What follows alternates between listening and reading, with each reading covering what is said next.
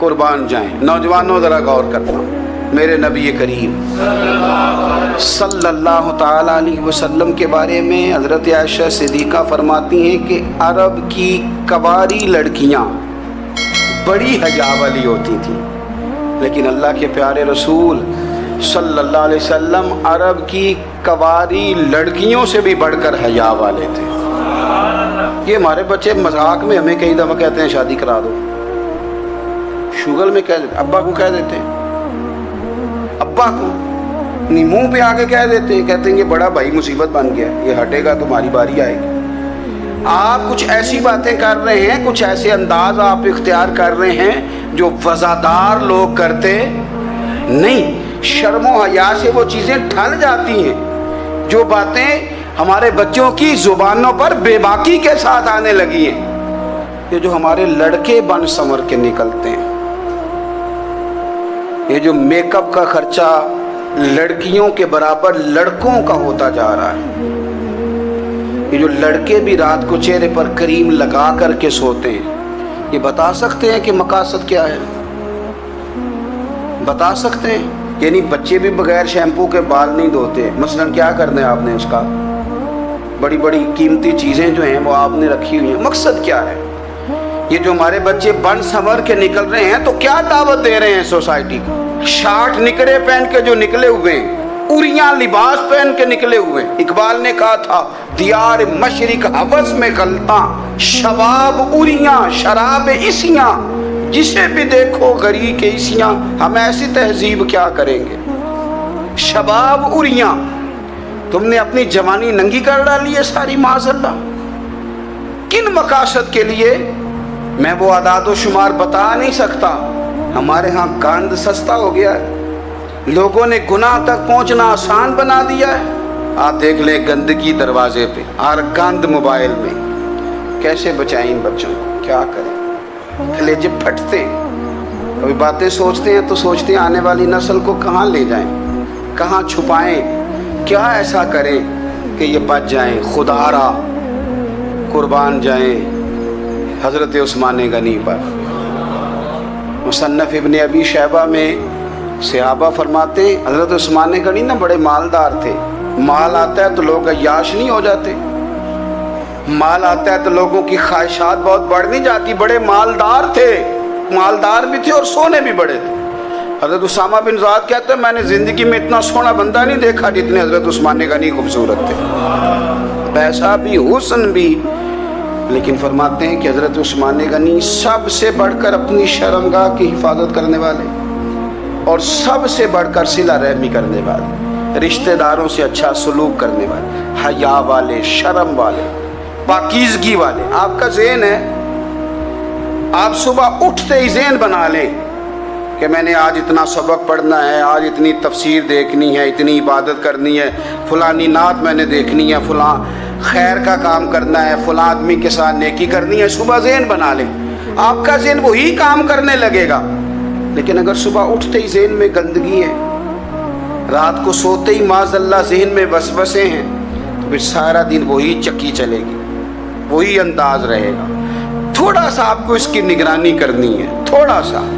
फाशी उरियानी ये तेज़ी से फैल रही है, तेज़ी से गंदगी लोग कशीद करके लाते हैं। और हया का मतलब सिर्फ इतना ही नहीं है आप जिना और बदकारी से बचें, आप अपनी ज़ुबान को भी हया वाला बनाएं। कोई कच्चा कमज़ोर जुमला, गंदी बात, गाली कभी भी ज़ुबान पे ना आए, आपका अंदाज़ हया वाला हो। बेबाक हो जाना, बेबाक बोलना, मैं बारीकी से इस बात को समझता हूँ और मैं आपको बहुत सारी बुज़ुर्गों के इरशादात का निचोड़ अर्ज़ करने लगा हूँ। आप अपना ज़हन साफ़ कर लें, आपके बहुत सारे काम वैसे ही सही हो जाएंगे। क्योंकि हमारे दीन के अंदर ज़्यादा अजर नीयतों और इरादों पे मिलता है। आपके जो अंदर की पाकीज़गी है वो बहुत सारा फजल लाती है अल्लाह का।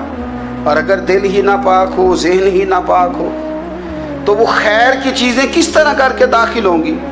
नौजवान मेरी बात पर तवज्जो करें। फरमाया वो लोग जो अपनी शर्मगाह की, वल्लज़ीना हुम लिफ़ुरूजिहिम حافظون، وہ لوگ جو اپنی شرمگاہ کی حفاظت کرتے ہیں۔ حضور غوث پاک رضی اللہ تعالیٰ عنہ فرمایا کرتے تھے، دو چیزیں انسان اپنی سنبھال لینا، ایک پیٹ اور ایک شرمگاہ، تو فرماتے تھے ولایت اس کے بڑی قریب آ جاتی۔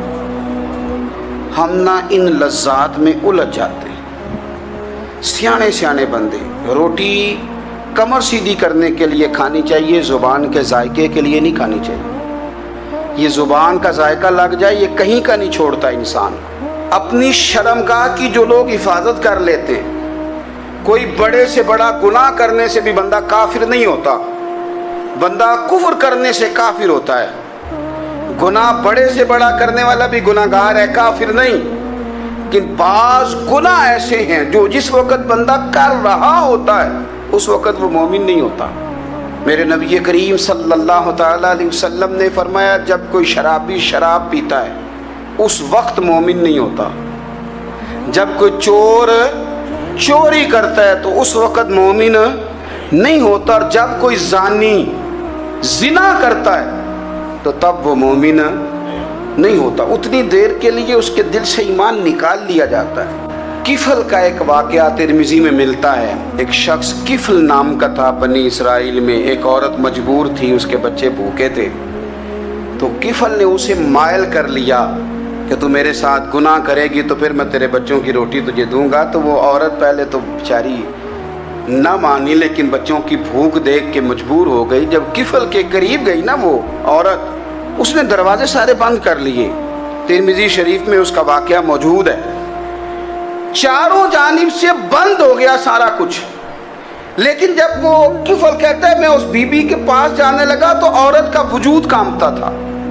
جس بندے کو گناہ کی طرف جاتے اس کی طبیعت میں ہیجان پیدا ہو تو مانا یہ ہے کہ ابھی ذہن پورا غلیظ نہیں ہوا، ابھی طبیعت پوری گندی نہیں ہوئی، ابھی ایمان کی بہت ساری قسمیں موجود ہیں، عورت کا وجود کانپتا ہے۔ تو کفل کہتے ہیں کہ میں نے اسے کہا کہ سارے دروازے بند ہیں، ڈرتی کیوں ہے؟ تو کہنے لگی ڈرتی اس لیے ہوں کہ سارے دروازے بند نہیں ہوتے، ایک دروازہ کھلا ہے اور وہ دروازہ رب قدیر کا دروازہ ہے، اسے کیسے بند کیا جا سکتا ہے؟ تو کہتے ہیں جب اس نے یہ لفظ کہے تو مجھ پر بھی بات کا اثر ہوا، مجھ پر۔ تو میں نے کہا کہ اگر تو عورت ہو کے رب سے اتنا ڈرتی ہے تو مجھے تو اس نے مرد بنایا ہے، تو مرد تو ہوتا ہی وہ ہے جو اپنے آپ پر کنٹرول کر سکے۔ تو اب نہ معاملہ آگے جائے گا، اب یہاں بات رکے گی نہیں، جا میں تجھے آزاد کرتا ہوں۔ عورت گئی، اس نے توبہ کی کفل نے، اور رات رو کے کہنے لگا مالک آج میں نے توبہ کی ہے تو میرے اوپر مہربانی کرنا، میری توبہ ٹوٹنے نہ پائے۔ رات اس نے توبہ کی، رات ہی انتقال ہو گیا۔ لوگوں کو پتا تھا بڑا بے حیا ہے، بد کردار ہے، گناہ گار ہے، شاید لوگ اس کا چہرہ دیکھنے بھی نہ جاتے، پر مالک کریم ہے نا۔ حضور فرماتے ہیں سویرے اس کے دروازے پہ لکھ دیا اللہ نے، لوگوں رب نے کفل کے سارے گناہ معاف کر دیے ہیں، اس کے دروازے پہ لکھ دیا گیا۔ جب آپ اپنی حفاظت کرنا چاہتے ہیں تو اللہ پھر اسباب بھی پیدا کر دیتا ہے۔ اپنی شرمگاہ کی، اپنی نظر کی آپ خوب حفاظت کریں۔ اور میں آپ کو ایک بات عرض کروں، ایک بندے کے باحیا ہو جانے سے نا، ایک بندے کے ٹھیک ہو جانے سے اس کے دائیں بائیں بے شمار لوگ ٹھیک ہو جاتے ہیں۔ نہ چاہتے ہوئے بھی آپ کی نیکی کا اثر آپ کے دوستوں پہ پڑتا ہے، نہ چاہتے ہوئے۔ اور ایک بندے کے بگڑ جانے سے اس کے دائیں بائیں بہت سارے لوگ بگڑ جاتے ہیں، بہت سارے لوگ بگڑ جاتے ہیں۔ آپ اگر اپنے لب و لہجے پر یہ پابندی لگا سکیں اور اپنے آپ کو اگر آپ سنبھال سکیں تو پھر یاد رکھیے گا بڑی ساری چیزیں بہتر ہو جائیں گی۔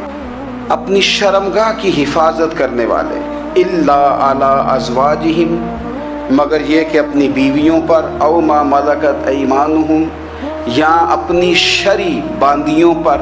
اس زمانے میں جو لونڈی خریدی جاتی تھی اس سے بھی وطی کرنا جائز تھا، اگرچہ اب لونڈیاں موجود نہیں ہیں تو یہ فعل بھی موجود نہیں، سوائے اپنی بیویوں پر یا شرعی باندیوں پر۔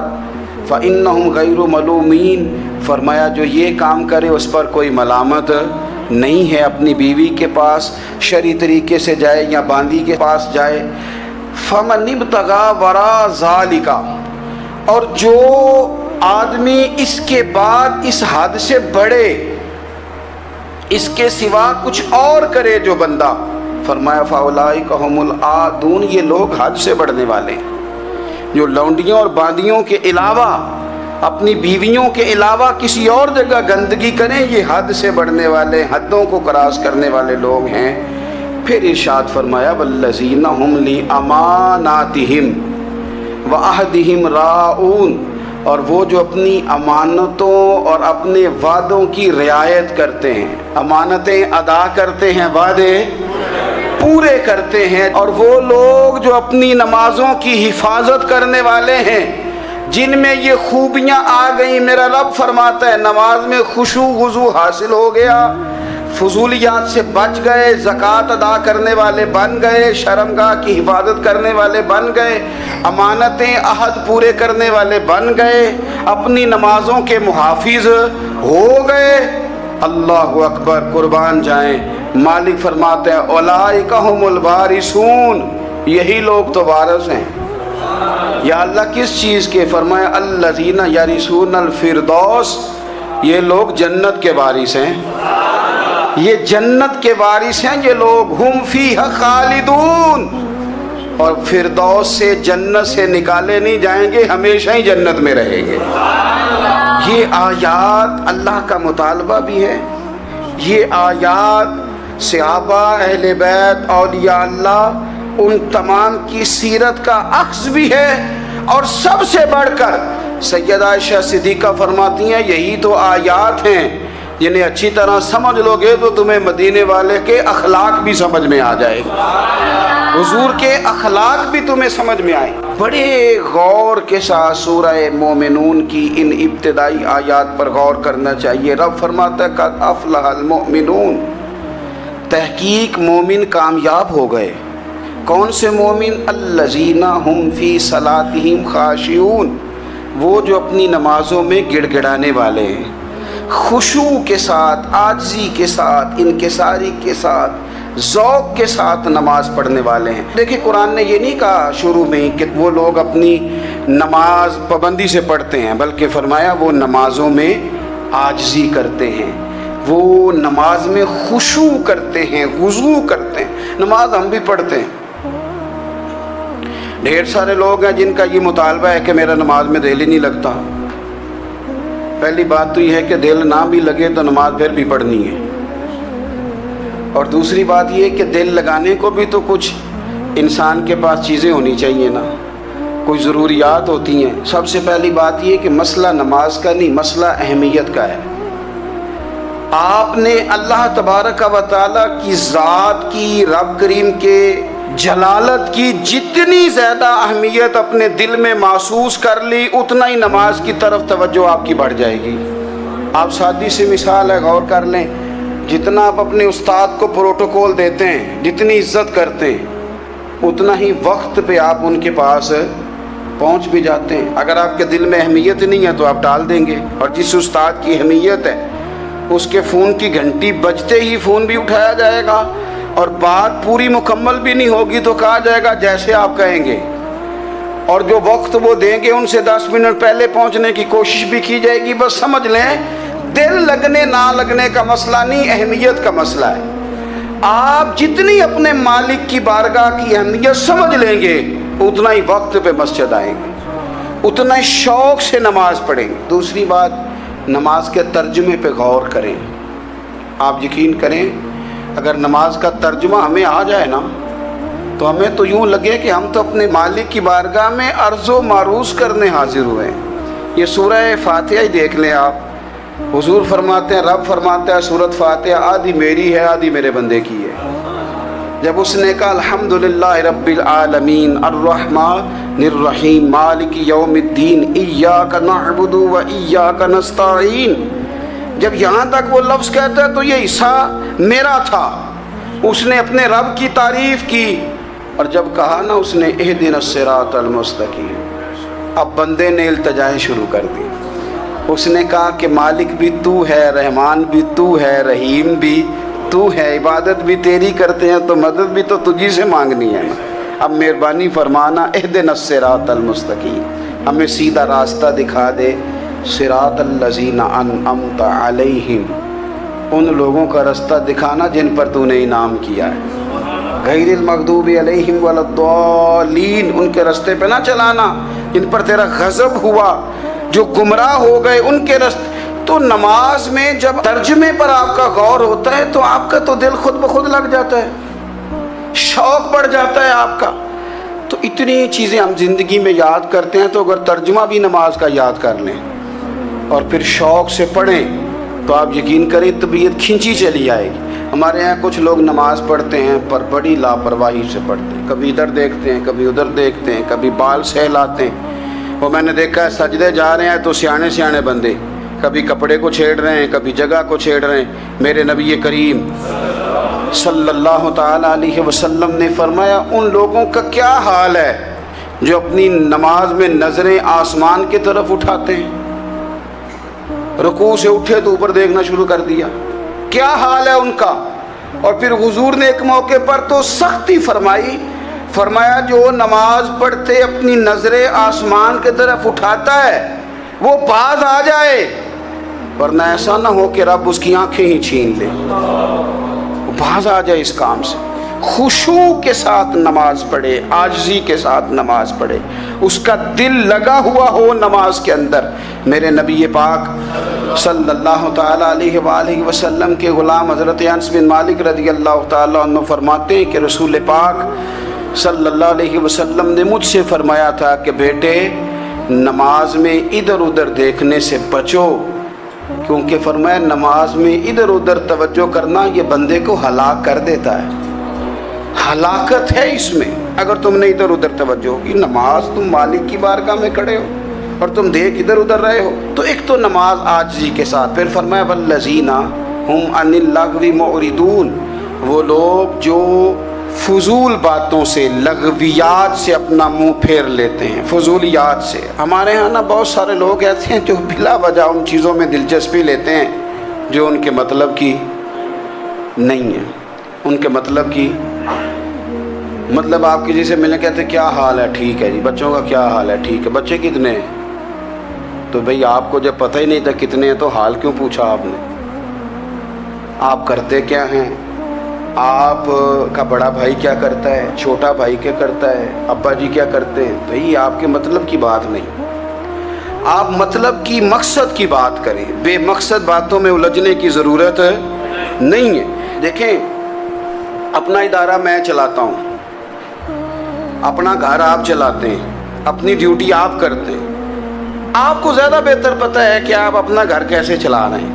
مجھے زیادہ بہتر پتہ ہے کہ میں مدرسہ مسجد، مجھے زیادہ بہتر پتہ ہے اس کے اندر کون سی اصطلاح کس طرح کرنی ہے. یہ مجھ سے زیادہ بہتر کوئی بندہ جانتا نہیں. اب ہم کیا کرتے ہیں جب ہم دوسرے کے کام میں مداخلت کرتے ہیں تو دو نقصان ہوتے ہیں. ایک تو اس کے ساتھ ہمارا رائے کا اختلاف ہو جاتا ہے، اور دوسرا ہمارے اپنے بہت سارے کام رہ جاتے ہیں کیونکہ ہماری توجہ ہی دوسرے کی جانب تھی. اپنے بڑے سارے کام رہ جاتے ہیں.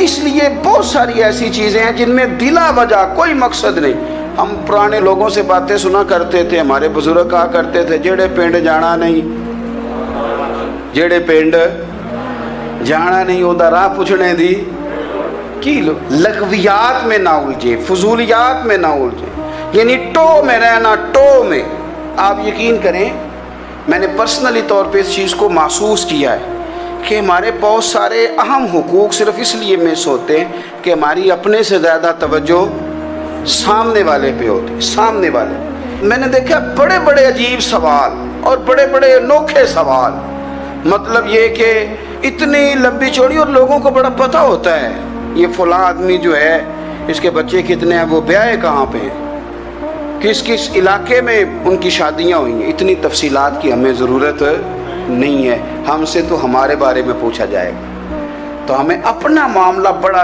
صاف ستھرا. دیکھیں کیا سونی بات کی مدینے والے رسول نے.